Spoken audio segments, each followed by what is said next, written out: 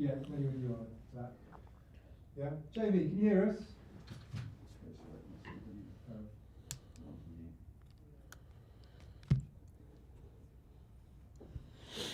Morning, Jamie. Can you hear us? I can hear you. Can you hear me? Okay. Yeah, I can hear you loud and clear. Off you go. Thanks very much.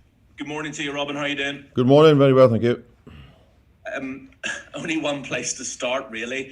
Have you and the coaching staff sat through the whole 63 minutes of the Razzie video? No, so I hope you got a better second question. I'm sure it has been discussed, though. No, we had a good meeting with the referees yesterday, and as Ben O'Keefe said himself, he said, listen, we're aware there's a lot of stuff out there in social media, etc., but that's not going to affect anything, you know. So that's just a sideshow, to be honest with you. But we had a positive discussion with the referees. Everybody realises they're in a tough place, you know. They got a tough job to do. But we were really happy with Nick Berry last Saturday, and you know, I don't think it'll be any different this weekend either. It's something that's completely unprecedented, a director of rugby or a head coach taking to social media and unloading on the officiating like that. Do you think there needs to be some sort of sanction for it?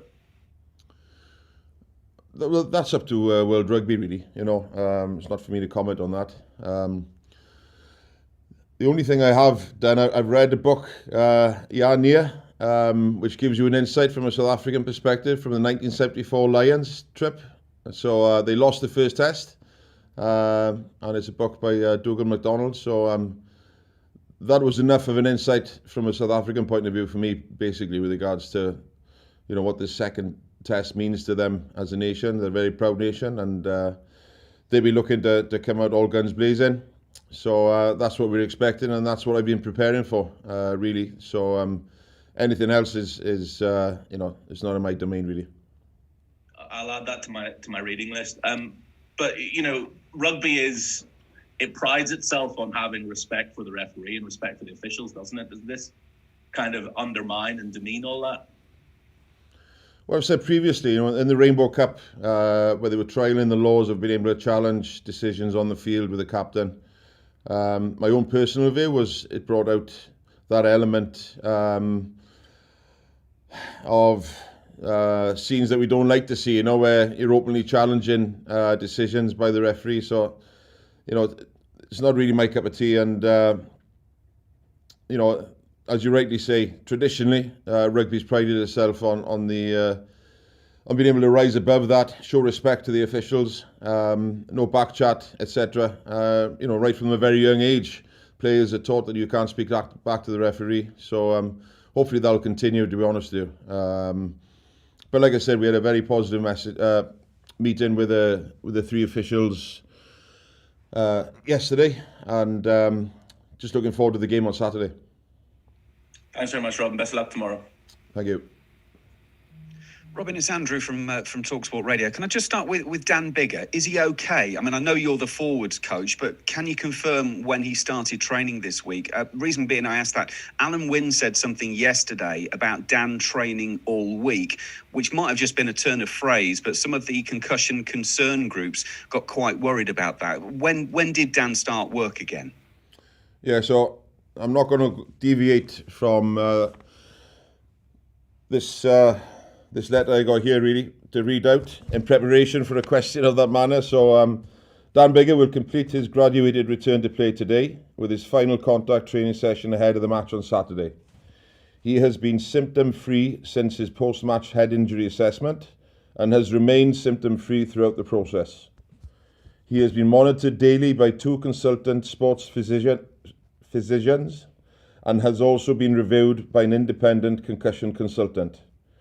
This process has been successfully utilised to allow for independent verification of the medical management undertaken in all concussion cases during the tour in South Africa to date. All players will have an individualised and highly integrated approach to their management, with a multitude of factors being taken into consideration. Our players' health remains the absolute priority, and we continue to deliver the highest level of care independent of any match, regardless of its importance. So hopefully there's enough in there for you to be satisfied with. Thank you very much, Robin. That's absolutely perfect. South Africa obviously have gone back to a 6-2 bench this week. In real rugby terms, what does that mean? What does that give them that they didn't have last week for you? No, they'll be aiming for the same impact that they had during the World Cup. We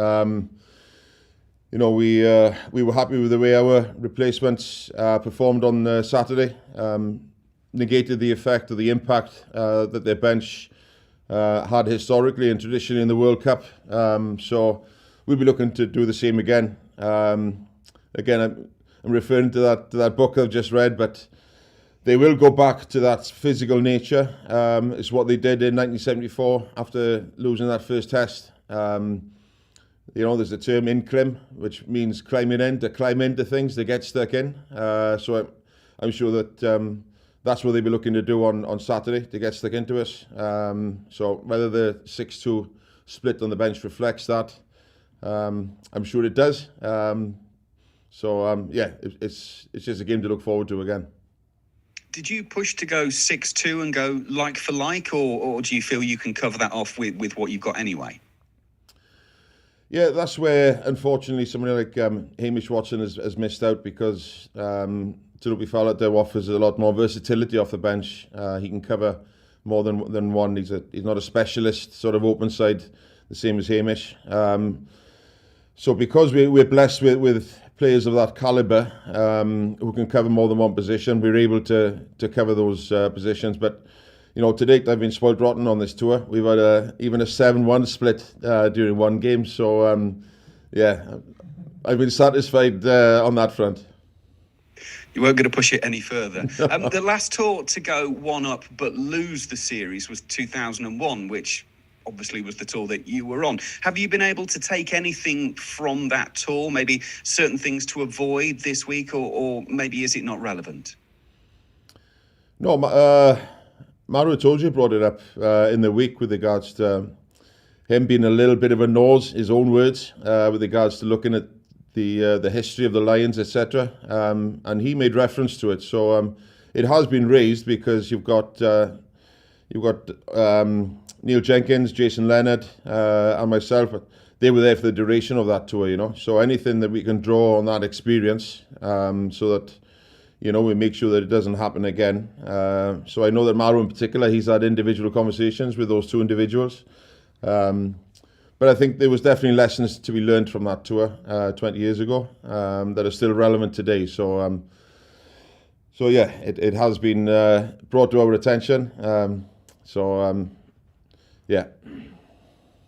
Just finally from me, you mentioned the meeting with the officials yesterday. Maybe the one area that Razzie raised that I think maybe a lot of people would feel some sympathy and understanding of was the fact that if you ask for feedback, it seems to take quite a long time for it to arrive back. I mean, a meeting yesterday will have happened after virtually all of your preparation. Can you then tinker it? Does that feedback need to happen quicker and earlier in the week if it's to have any impact on you being able to change players' behaviours on the following match day weekend? The only thing that I can bring up there really is I had a conversation with Mike Cron early on Tuesday morning, just surrounding the scrum. Now, Mike Cron is used as a consultant for World Rugby. He's a great sounding board. Everybody in World Rugby knows Mike from a scrummaging point of view anyway, in particular. So I was on the call with Mike for well over half an hour really, in order to gain his views on a couple of things that I was keen to find out on. So I can only speak from my own experience this week. Joel has been in touch with Warren with regards to some clips that he wanted clarity on as well. So the process hasn't been any different to what I've experienced in the past internationally. It was the same during the World Cup in 2019. So yeah, I can only say that, really happy with the way the week has gone. And we weren't surprised by anything that happened on Saturday with Nick Berry. And we had a good conversation with the referees yesterday. So we're generally happy with the way the process has gone this week. Thank you, Robin. Thank you. Hey, Robin. Hi. You talked earlier about the book you read, which is helping you sort of prepare for what's coming tomorrow. Can you just give us an insight into what that taught you about the psychology of South Africa when they're in this position? Well, it was just how much it meant to them. It's written by a player that he played in the game, and he was reflecting on it, all those years ago, to see how it actually looked, going back and looking at some tapes, etc. But that second test was given the title of the most important game in South African history. It was really built up,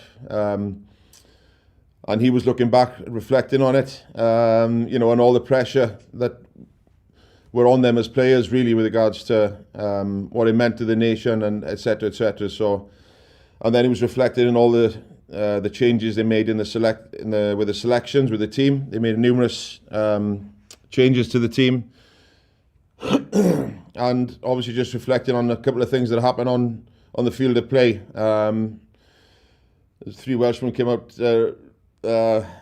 well, really, and Phil Bennett, Gareth Davis, and Mervyn Davis with Gareth Edwards, and Mervyn Davis.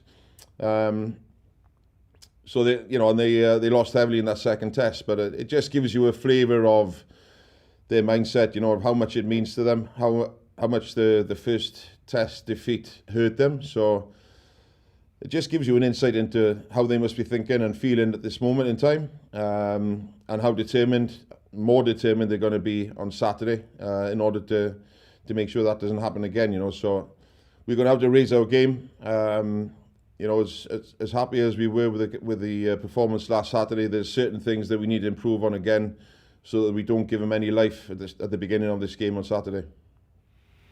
There've only been 2 successful tours to South Africa since the turn of the 20th century. What does that say about what you're trying to achieve tomorrow? Yeah, it's not going to be easy, is it? It's and we're well aware of that. Warren has addressed the whole group this week with regards to how important this game is. And to be fair to the whole squad, even the non-23, again, you're asking them to really dig deep and put their own sort of personal ambitions to one side and just focus on pulling together, preparing the team as well as they can. And again, this week I can't fault them. The preparations they've been very good, and they've been able to channel those frustrations, those disappointments of not being selected this week. So hopefully that'll put us in good stead for Saturday. Thanks, Robin. Cheers. Thank you. Morning, Robin. Just a scrummaging question, please. When you're playing on a pitch that's going to cut up, that's going to struggle to take the force of those scrums, do you do anything different in preparation? Does it change how you approach those set pieces in the game? Because you're going to have props and locks slipping, and that can change. Obviously affect the referee's view. How do you prepare for it? Yeah, no, we were disappointed with the first couple of exchanges we had in the scrum, but I think as you saw during the game, especially in the second half, everybody got to grips with that surface. You're right, it is pretty soft. It's more soft in certain areas of the field, so it's just constant messages with regards to trying to keep our feet under us a bit more. Making sure we get a good purchase with our studs into the ground. We saw a couple of instances where we just, after the hit, our feet just slipped back. So again, I think the referees, they made the right decisions. Sometimes it was just, listen boys, that's a slip, let's go again. So they're aware of that as well. The surface isn't great. However, it is possible to scrimmage on it, as we saw in the second half in particular, where you saw good competition at scrum time. So it'll be the same this week. I think obviously both packs are more than aware of that, but I don't think it's an excuse for numerous collapses. I think you may get 1 or 2, as you always do, but following that, I think it'll be a good spectacle. Did you get reassurance on that particular subject from the referees in the meeting yesterday, just that they're aware that the surface isn't necessarily as conducive to scrummaging? No, it wasn't made a big thing of it, really. It's been a dry week here. It's going to be dry from here on into the game, so hopefully that'll help the pitch a little bit. But remembering how we scrummaged on the Millennium Stadium when you know, right at the very start when they were struggling to move the pallets around and get things bedded down. We were able to do that for a number of years. So I don't think it's going to be a big thing in the game, hopefully. Cool, thank you. Cheers. Hi, Robin. However much the referees might want to kind of ignore the noise that's going around, it's going to be in their minds, and there must be an enormous amount of pressure now on Ben O'Keefe. Do you feel sorry for him in that regard, and you feel that even though he might not want to, it might subconsciously affect the decision he makes on Saturday? No, I don't think he's professional enough. We're all professional enough. You know, listen, if I was on social media, if I wanted to go out and look for things, I'd be able to find them. But I don't do it. I'm not on social media, so that's just a different world to me. So it's there. Why go looking for it? It's just that it's been highlighted this week. It's been brought to everybody's attention, but you know it's always there. So, you know, get on with it. As you mentioned before, are we in danger of kind of eroding some of the values that rugby's held dear over the centuries with all this stuff going on around criticising refs? Well, only if it keeps being highlighted and brought to the surface. You know, there's a lot of things. I think you just, just leave that where it is and just focus on the game on Saturday. Hopefully, it'll be a great spectacle again, a good contest. And we can forget about what's going on this week, so it doesn't detract from the actual spectacle, you know, because I know, talking to a number of players and coaches here who've got family back home in Great Britain, you know, they said the amount of people go out there and they're just loving it with regards to, I know there's no supporters, but, you know, back home, everybody's, you know, making the most of it, really enjoying the contest. The challenge, so hopefully it'll be the same this weekend anyway, you know. But on Ben, listen, we've got no issues with. He's a top man, and you know, looking forward to working with him on Saturday. Okay, cheers, Robin. Thank you. Hey Robin, cwbl yn Gymraeg os yn bosib. Fi'n gwybod bod ti'n awyddus I siarad am y rugby hun, ond jyst ymateb yn Gymraeg I ddechrau. Sorry.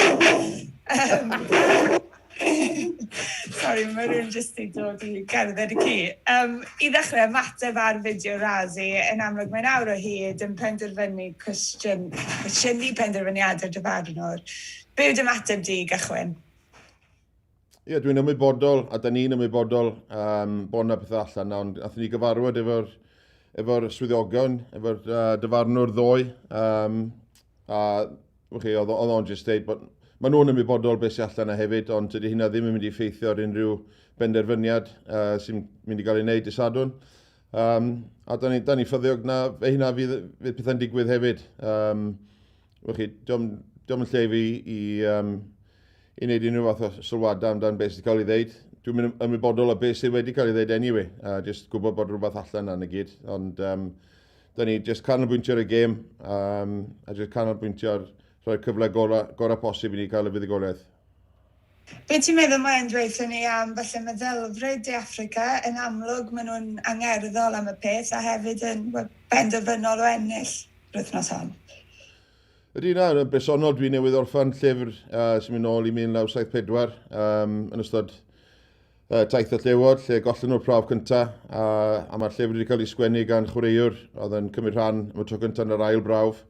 Ac oedd o'n wedi rhoi blas ar gymaint o bwysau oedd yn cael ei rhaid ar ei ysgwyddau nhw I fynd allan a ennill parch y genedl yn ôl. Maen nhw'n dîm sydd yn gorfforol iawn. Maen nhw'n prawd iawn o hunan fel tîm rygbi, fel cenedl. Felly, da ni'n ymwybodol fydden nhw'n mwy penderfynol byth I ddod allan ar dysadwn a profi pwynt I pob. Felly, mae hyn o ddigon I ni. Da ni'n gwybod fe rhaid I ni codi'n gêm. Oedden ni'n hapus efo sawl agwedd o'r perfformiad dysadwn dwytha.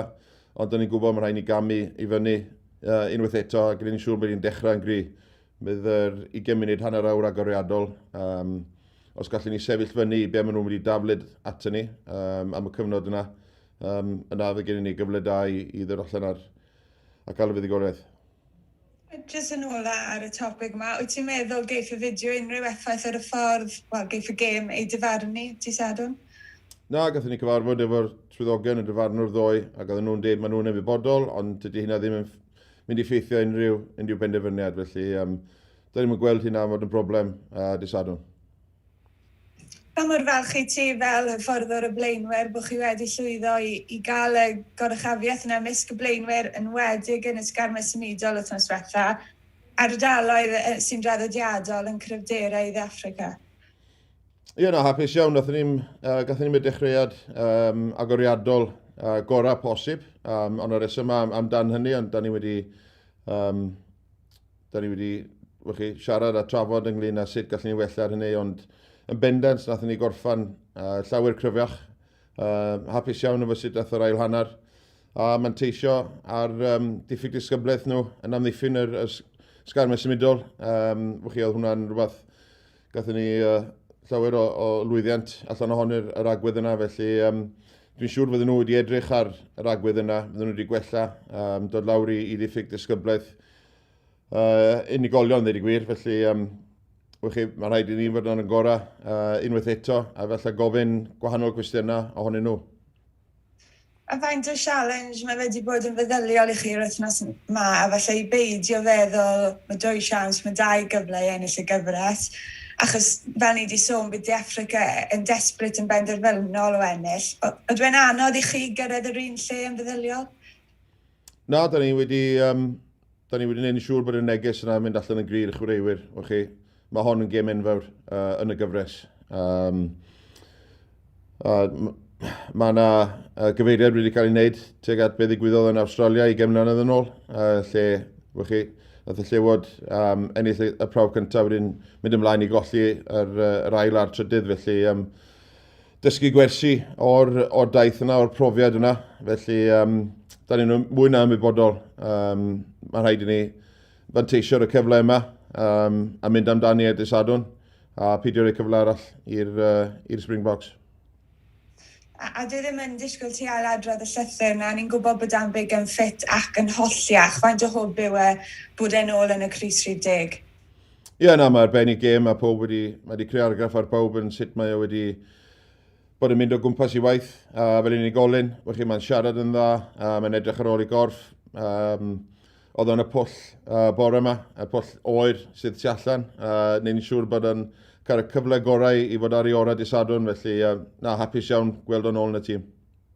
A jyst yn ôl, a pa newidiadau ni'n disgwyl o De Affrica, yn amlwg maen nhw wedi newid i props, yr wythwr, 6 blaenwr ar y fainc, bydd e'n fwy o challenge i'ch pac chi?